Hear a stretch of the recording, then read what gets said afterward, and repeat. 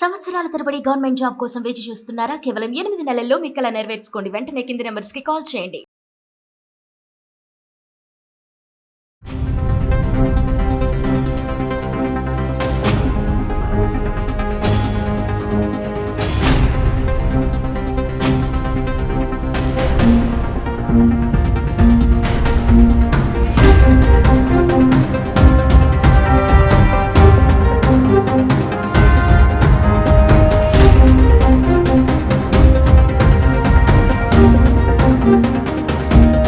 నమస్తే, welcome back to Suman TV. ప్రస్తుతం మనతో పాటు ఉన్నారు business analyst doctor Nandi Rameshwar Rao గారు.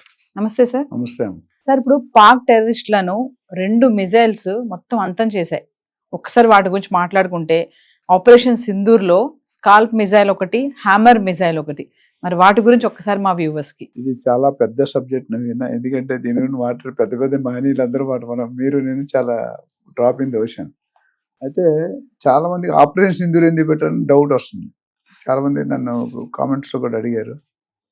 ఆపరేషన్ సింధూర్ ఏంటంటే చాలా మంది పోయిన వాళ్ళు ఆడవాళ్ళకి భర్తలు లేరు. ఆడవాళ్ళు ఎంత ఏడిచారు, ఎంత బాధపడుతున్నారో మనం టీవీలో అట్లా చూసాం. సో అంటే కుంకుమ సింధూరం పోయింది. ఎందువల్ల? పాకిస్తాన్ తీసుకున్న యాక్టివిటీ వల్ల. యాక్షన్ అంతా కరెక్ట్, అది అమాయక ప్రజల మీద వేశారు అనమాట. ఏదో మన డిఫెన్స్ వాళ్ళ మీద ఆటలో వేస్తే డిఫరెంట్.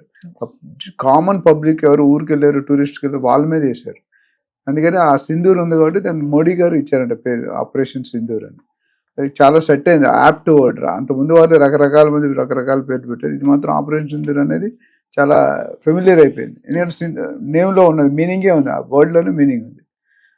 పాకిస్తాన్ చేసే చర్యలు మాత్రం చాలా అంటే not correct, it is not expected. అనూహ్యం, అంటే అలా ఎవరు ఎక్స్పెక్ట్ చేసిన. ఎందుకంటే ఎప్పుడు పాకిస్తాన్ పాపులేషన్లో చూసినా, కరెన్సీలో చూసినా, ఆస్తుల్లో చూసినా మన దగ్గర ఎందుకు లెక్కలో రాదు. అంటే 1/10 కూడా ఉండదో తెలియదు. మనం గట్టిగా తలుచు, మనం ఏంటంటే కొద్దిగా హ్యుమానిటేరియన్ గ్రౌండ్స్లో స్లోగా పోతున్నాం. అంటే ఎందుకు మనకి వాళ్ళకి తేడా ఉంది. ఫస్ట్ యాక్టర్ ఏం చేశారు, పాకిస్తాన్ వాళ్ళు ఏమంటారంటే ఇండియా మీద అణుబాంబులు వేసి మీకు నాశనం చేస్తాం, న్యూక్లియర్ బాంబులు వేస్తాం, ఇదని భయపెడుతున్నారు. భయపడి మనల్ని కూడా దానికి ధీటుగా టిట్ ఫర్ టాట్, నేను కిసిసే కమ్న అయిన ఒక సినిమా ఉంది మనకి. అందులో ఏమన్నారంటే నువ్వు ఒకరిని చంపితే నేను 9 చంపుతాను. దానికి వాళ్ళు 26 మంది 25 మంది చంపారు. మన వాళ్ళు ఒకేసారి 100 మంది చేస్తారు. అంటే వెరీ క్విక్ టైం, 15-20 నిమిషాలు ఆపరేషన్ చేసి. అది 2 లేడీ ఆఫీసర్స్. అది గ్రేట్. ఏంటంటే ఎయిర్ ఫోర్స్ ఆర్మీ లేడీ ఆఫీసర్తో చేయించారు, కల్నల్లో బ్రిగేడియర్ ర్యాంకుల్లో. అది చాలా గ్రేట్. ఎందుకంటే ఆడవాళ్ళు అంత ధైర్యంగా ఉండరు ఎయిర్ ఫోర్స్లో కానీ ఆర్మీలో ఉండరు. కానీ వీళ్ళు ధైర్యంగా నిల్చొని అన్ని కమిటీలను పెట్టి చేయించారు. హైలైట్ అంటే చేసినట్టే లేదు, అది 15 నిమిషాల్లో వెళ్ళారు, 9 డిఫరెంట్ ప్లేసులు అటాక్ చేశారు.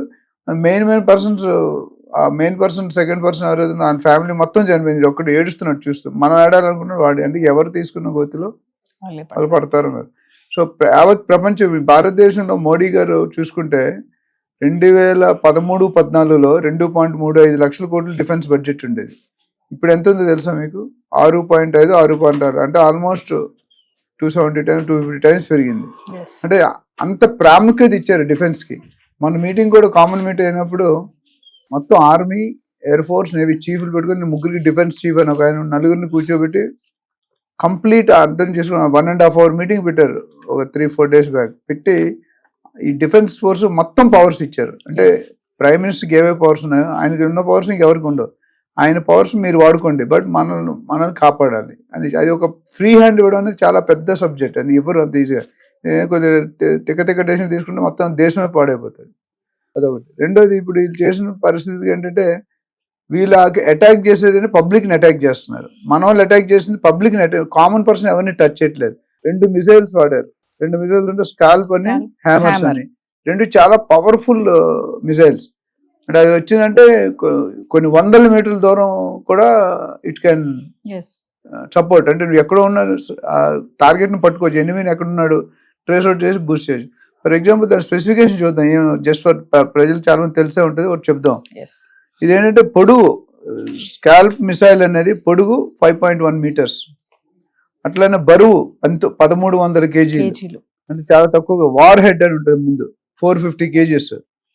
స్పీడ్ 1050 కిలోమీటర్ KMPH అంటే కిలోమీటర్ పర్ అవర్. అవర్ అంటే ఎంత 1000 అంటే మన కారులో 60-70-80 వెళ్తేనే కారు ఊగుతుంది. అవుతుంది. 1050 కిలోమీటర్ అనేది నాట్ ఎ జోక్. ఎస్ అంటే just with in fraction of second లో మొత్తం కొలాప్స్ అయిపోతుంది. అదేవిధంగా దీని గైడెన్స్ సిస్టమ్స్ ఉంటాయి. ఏ మిసైల్ నడపాలన్నా దానికి గైడెన్స్ సిస్టమ్ కావాలి. కంప్యూటర్ నడపాలంటే ఏదో ఒకటి కావాలి, బూటింగ్ అవన్నీ. అట్లా మిసైల్ నడపాలంటే డెఫినెట్ గా దాని గైడెన్స్ సిస్టమ్స్ ఏమున్నాయంటే దీనికి పాసిబిలిటీస్ అంటే ఏదైనా ఒకటి వాడవచ్చు, రెండు వాడు అన్ని. ఇక్కడ ఏమంటే INS, GPS, IRR, DSMAC, టెర్ప్రామ్ ఇవి ఉన్నాయి గైడెన్స్. ఇందులో ఏదైనా ఒకటి వాడుకోవచ్చు. అంటే any time day and night ఇది పనిచేస్తుంది. అంటే మన చీకటి ఉంది పనిచేయదు. కొన్ని ఏంటంటే అంత ముందు పాత చీకట్లో పనిచేస్తే వాటర్లో పనిచేస్తే డే టైం పనిచేస్తే అట్లా. వెదర్ క్యాపబిలిటీ ఉంటుంది. అంటే వెదర్ ఫ్లెక్సిబిలిటీ ఏ వెదర్ అయినా మనకి సపోర్ట్ చేస్తుంది సిస్టమ్. అదే లాంచ్ అనేది రాఫెల్ మిరాజ్ 2000 SU-24M. ఇందులో ఏదైనా ఒకటి వాడతారు అనమాట. ప్రీవియస్ ఎప్పుడెప్పుడు వాడారు సార్ ఈ మిసైల్? ప్రీవియస్ అనేది 2-3 ఇన్సిడెంట్స్ ఉన్నాయి. 2003లో నాకు తెలిసి ఇరాక్ వాడారు, 2011లో లిబియా వాడింది, 2023లో యుక్రెయిన్ వాడింది, 2025లో మనం వాడుతున్నాం. అంటే ఇది చాలా ప్రూవెన్ మిసైల్, మామూలుగా జస్ట్ జోకింగ్ కాదు. 1300 కేజీలు 450 కేజీలు వార్ హెడ్ అంటే ఒక్కసారి దిగిందంటే మాత్రం తేడా వస్తుంది. హ్యామర్ అనేది ఇంకో సెకండ్ టైప్ అండి. అది కూడా మంచి ఇదే. అది 3 మీటర్లు పొడుగుంటుంది హ్యామర్ అనేది. బరువు ఐ థింక్ వేరియేషన్ ఉంటుంది, వేరియబుల్ సైజెస్ ఉన్నాయి. 125 నుండి 1000 కేజీస్ దాకా ఉండే అవకాశం ఉంది మనకున్న కెపాసిటీ బట్టి. రేంజ్ ఇందాక రేంజ్ చూసాం, ఇప్పుడు రేంజ్ అంటే 70 కిలోమీటర్స్. దాని రేంజ్ వచ్చి 300 కిలోమీటర్స్. అట్లనే స్పీడ్ అనేది 988 అంటే ఇంచుమించు ఇందాక 1050 అనుకున్న కిలోమీటర్ పర్ అవర్. అంటే ఎంత స్పీడ్ ఉంటుందో అసలు మనం కార్ అనేది వెళ్ళదు, ఓన్లీ ట్రైన్, మెట్రో ట్రైన్ తప్ప. మామూలుగా కలకటాలో అండర్ మెట్రో ఉంటుంది, నేను 30 years బ్యాక్ వెళ్ళి. అది ఎంత స్పీడ్ అంటే మనకు తెలియదు, వచ్చేస్తుంది. సో అట్లనే దీనికి వార్ హెడ్ అనేది 250 kgs వార్ హెడ్, అందాక 450 kgs అన్న. గైడెన్స్ సిస్టమ్ వచ్చి హైబ్రిడ్, INS, GPS ఉన్నాయన్నమాట. లాంచ్ వచ్చేసరికి రాఫెల్, మిరాజ్, తేజస్. దీంట్లో మన ఇండియా వాడిందంటే తేజస్ వాడారు. దాన్ని చూసుకుంటే కాస్ట్ వచ్చేసి ఎలా ఉంటాయి సార్? కాస్ట్ మిసైల్ అనేది హ్యామర్ అనేది ₹1,00,00,000 ప్లస్ ఉంటుంది, మినిమం 1 crore ఉంటుంది. సో ఎన్నైనా తెచ్చుకోవచ్చు. మనకు ఆల్రెడీ చాలా మన దగ్గర అబండెంట్ స్టాక్ ఉంది, దాన్ని వాడితే మాత్రం కష్టం. అట్లనే ఇది చూసుకుంటే ఇంతకుముందు మనం ఎలాగైతే ఇరాక్, లిబియా అవన్నీ వాడా, ఇది కూడా వాడారు కొంతమంది. ఇదేంటంటే 2008లో ఆఫ్ఘనిస్తాన్ వాడింది, అట్లానే 2011లో లిబియా వాడింది, మళ్ళీ 2024 అక్కడ నుంచి 23లో వాడింది స్కాల్ప్, ఇక్కడ నుంచి 2024లో వాడింది. ఇండియా 2020 ఇంతవరకు వాడే అవకాశం రాలేదు. ఇండియాకి శత్రులు చాలా తక్కువ ఉంటారు కంపారిటివ్లీ, కానీ ఇప్పుడు వాడవలసి వస్తుంది కాబట్టి 2025లో ఇది వాడారు, అది వాడారు. ఇది చూసుకుంటే ఈ స్పెసిఫికేషన్ చూసుకుంటే ఇది జస్ట్ అంత ట్రైలర్ అండి, మనం ఫుల్ సినిమా చూపించట్లేదు. ఎందుకంటే ఫుల్ సినిమా చూపిస్తే తట్టుకోలేదు పాకిస్తాన్. వాళ్ళు ఏంటంటే ఇప్పుడు కూడా ఆప్షన్స్ ఇస్తున్నారు కొద్దిగా స్లోగా.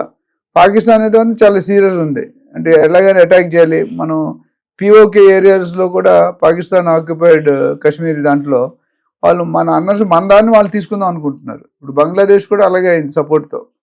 ఇది ఏంటంటే చిన్న రాష్ట్రాల్లో తడి తక్కువ, తమాషా ఎక్కువ. మనకు ఉన్నది సత్తా ఉండదు, బట్ బయట మాత్రం షో ఆఫ్ ఎక్కువ చేస్తాం. ఎట్లా మనం చూసుకుంటే ఫేక్ వీడియోలు వస్తున్నాయి, మనం ఏమి అఫెక్ట్ కాకుండా పాకిస్తాన్ వాళ్ళు ఫేక్ వీడియోస్ క్రియేట్ చేసి అన్నెసెసరీ మిస్గైడ్ చేస్తున్నారు పబ్లిక్ని కానీ, మిగతా స్టేట్స్ కానీ, మిగతా కంట్రీస్ కానీ, విచ్ ఈస్ నాట్ కరెక్ట్. ఓవరాల్గా వరల్డ్ లెవెల్లో దీనికి సపోర్ట్ అనే మద్దతు, మనకున్నంత మద్దతు వాళ్ళకి ఎక్కడ ఎక్సెప్ట్ 2-3-4 కంట్రీస్ తప్ప మిగతా అన్ని కూడా మన సైడ్ ఉన్నట్టు బయటకు అయితే కనిపిస్తున్నాయి. లోన్ సంగతి మనకు తెలియదు ఏమవుతుంది అనేది. బట్ ఓవరాల్గా ఒక్కటైతే వరల్డ్కి మెసేజ్ ఇచ్చారు మోడీ గారి నాయకత్వంలో. నేను చెప్పాను కదా, 2013-14లో ఉన్నదానికి ఇప్పుడున్నదానికి ఆస్మాన్ జమీన్ ఫరక్, ఆకాశానికి భూమికి ఉన్నంత ఫరక్ ఉంది. అండ్ దీంతో పాటు పాకిస్తాన్కే కాదు, పాకిస్తాన్కి బుద్ధి చెప్తూ మిగతా నైబర్ కంట్రీస్ అన్నిటి కూడా మెసేజ్ వెళ్తాం. ఇండియాతో పెట్టుకుంటే రఫ్ ఆడేస్తాం, చిరంజీవి గారు డైలాగ్ ఉంది కదా, ఇండియాతో పెట్టుకుంటే అంత ఈజీ కాదు, you have your own problem, నువ్వు తీసుకుని పోతున్నావు. ఇప్పుడు మీరు పాకిస్తాన్లో చూసుకుంటే వాళ్ళ ఓన్ ఆర్మీ ఆఫీసర్స్, వాళ్ళ political ministers, they are not happy. మేము పాకిస్తాన్ వదిలి వెళ్ళిపోతాం, బెస్ట్ వాళ్ళతో కలిసిపోతాం అని చెప్పి. అది అంటే మనంతలు మనం ఫోర్స్ చేసి తీసుకొచ్చేదానికంట వాళ్ళంతలు వాళ్ళు వచ్చి కలిసిపోతే ఇంకా బాగుంటుంది. ఫైనల్గా నాకు చూస్తుంటే వాతావరణం ప్రకారం ఇది నిజంగా సీరియస్ అయ్యి నెక్స్ట్ 1-2 days ఆగితే ఆగినట్టు. లేకపోతే ముందుకెళ్తే మాత్రం చాలా సివియర్ సిచ్యువేషన్. మోడీ గారు ఏమంటున్నారంటే వాళ్ళంతలో వాళ్ళు వచ్చి చేరిపోతామని వాళ్ళ కంట్రీకే చెప్తున్నారు. దే ఆర్ ఫ్రస్ట్రేటెడ్ ఇది పాలసీస్. ఇప్పుడు Yes. ముషరఫ్ ఉన్నప్పుడైనా లేకపోతే నవాజ్ షరీఫ్ వీళ్ళందరూ ఫారెన్ లో ఉంటారు. పాకిస్తాన్ లో ఉంటే తక్కువ చదువుకుందామని, మనలా కాదు కదా, మన వాళ్ళంతా ఇక్కడే ఉంటారు. సో ఇంకోటి ఏం చేస్తారు, మన ఇండియా వాళ్ళు కూడా they are getting prepared completely. Modi garu ఐడియాకి మెచ్చుకోవాలి. మాక్ డ్రిల్స్ అని ఆల్రెడీ మొదలు పెట్టారు. మెయిన్ కేటగిరీలో ఢిల్లీ ఇవన్నీ ఉంటే, సెకండ్ కేటగిరీలో హైదరాబాద్, వైజాగ్ ఉంది. మూడో కేటగిరీలో దాదాపు 240 ప్లేసెస్ ఐడెంటిఫై చేసి వాళ్ళందరికీ మనం ఏదైనా ఇప్పుడు ఆర్మీలో యూఎస్లో చూసుకుంటే, ఆర్మీకి వెళ్ళినప్పుడు 15 సంవత్సరాలు ప్రతి ఒక్కరు ఆర్మీలో కొంత అనుభవం ఉండాలి, రెడీ ఉండాలి. యుద్ధం వస్తే అందరు సిటిజన్, మీరు నేను కూడా రెడీ అవ్వాలి. అలాంటి వాతావరణం ఇప్పుడు ఇండియాలో అది లేకపోయినా ఉన్న వాళ్ళని మాక్ డ్రిల్ చేసి రెడీ చేస్తారు. ఒకవేళ వస్తే Alert గా ఉండాలి. అలర్ట్ గా ఉండాలి, మిమ్మల్ని మీరు ఎలా కాపాడుకోవాలి ఎస్ అనేది అది చాలా మంచి. అండ్ ఆల్రెడీ కొన్ని టార్గెటెడ్ ప్లేసెస్ లో మనుషుల్ని ఆల్రెడీ సంబంధిత ఐఏఎస్ ఐపీఎస్ కన్సర్న్ ఆఫీసర్స్ అందరూ కూడా ఆల్రెడీ ఇండికేటెడ్ దట్ వాళ్ళని వేరే ప్లేస్కి మూవ్ చేయండి.